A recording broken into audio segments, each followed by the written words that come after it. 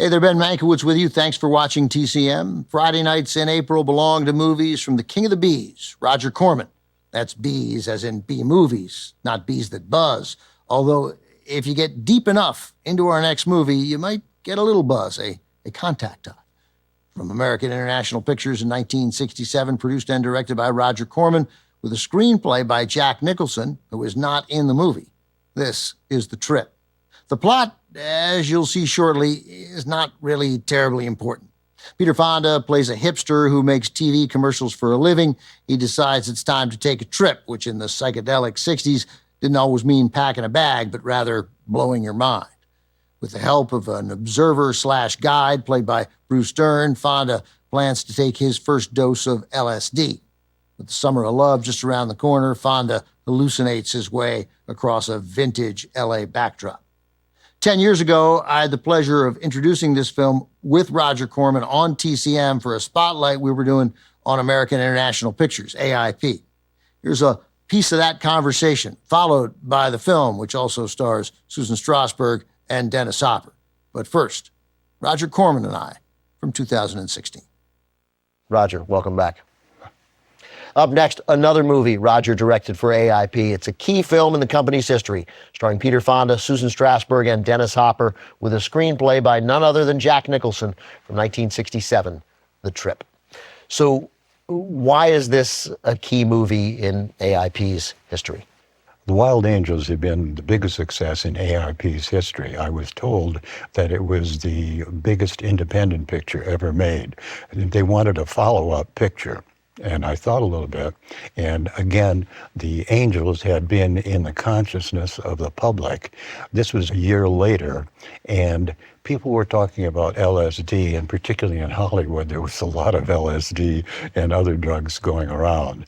And I suggested an LSD picture with the obvious title, The Trip. Now, AIP agreed to The Wild Angels fairly readily. They were not quite so receptive to a picture about LSD, but eventually they agreed, and I knew Jack Nicholson had experimented with LSD, and so Jack and I got together, and he wrote the script, and we brought back Peter Fonda and Bruce Dern from The Wild Angels, and then added a crucial element, Dennis Hopper, who was the dealer in the picture. You, though, although you sensed that there ought to be a movie about LSD, because, again, it was something that was happening in the country in the late 60s, had you used LSD?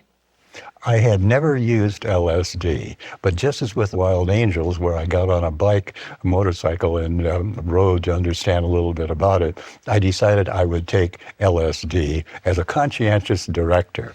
Now, the thing was, I was probably the straightest guy in a wild group of people, and when people found out that I was going to take LSD, and I wanted to go up to Big Sur because there was some theory you would be in beautiful surroundings, suddenly we had, I think, about 10 people who wanted to come up to Big Sur with me, and everybody was going to take LSD. We had to work out the equivalent of a shooting script for a picture so that somebody would be taking LSD while somebody else would be standing next to him just in case something went wrong. But it was a great experience. Was there negative reaction in the press from parent groups, teacher groups? I imagine that there was some conservative pushback on The Trip. There was a great deal of conservative pushback on The Trip, but weirdly enough, we had been the year before at the Venice Film Festival. The Cannes Film Festival invited The Trip, and The Trip was the only American film invited to the Cannes Festival that year.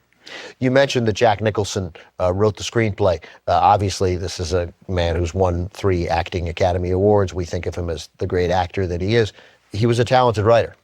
Jack was an immensely talented writer. One of the best screenwriters I've ever worked with. He could have had a great career as a screenwriter if he hadn't been such a good actor. Roger, as always, thanks very much. Let's take a look at the film from 1967 with a cast that also includes Dick Miller, the star of Roger Corman's A Bucket of Blood. Here's The Trip. Always open-minded and politically liberal, Roger Corman had embraced many of the protests and countercultural movements of the turbulent 1960s. However, his partners at AIP, Samuel Arkoff and James Nicholson, those guys were studio bosses and much more conservative. Fearing that the trip would be seen as pro-drug, they originally changed the movie's ending behind director Roger Corman's back, adding a freeze frame of Peter Fonda's face breaking into cracks. This would supposedly imply that taking the drug was not all fun and games, despite what the picture had just shown. Drugs could literally crack your face, I guess was their message. The conflict later caused some problems when Corman, Fonda, and another star of the trip, Dennis Hopper, pitched the execs on their next proposed movie. It fused the trip with Corman's previous film with Peter Fonda, The Wild Angels, for an odyssey of drug-taking and motorcycle riding across American highways. You probably see where this is headed. Dennis Hopper was slated to direct, but when AIP demanded the right to fire Hopper if he fell behind, both Hopper and Fonda walked. Corman, tied to AIP, stayed put. Of course, Hopper and Fonda did make their film, but not for AIP. Columbia wound up releasing it, called Easy Rider, one of the most groundbreaking and successful independent films of all time. Easy Rider also had Jack Nicholson in the cast, and Nicholson wrote the screenplay for the trip. Coming up, a military foul-up leads to the deaths of everyone over the age of 25 in a biting black comedy. From Roger Corman, Gas. That's gas with 3 extra S's, so Gas is next on TCM. Next on TCM, Gas, then Bloody Mama, and later, Back from Eternity.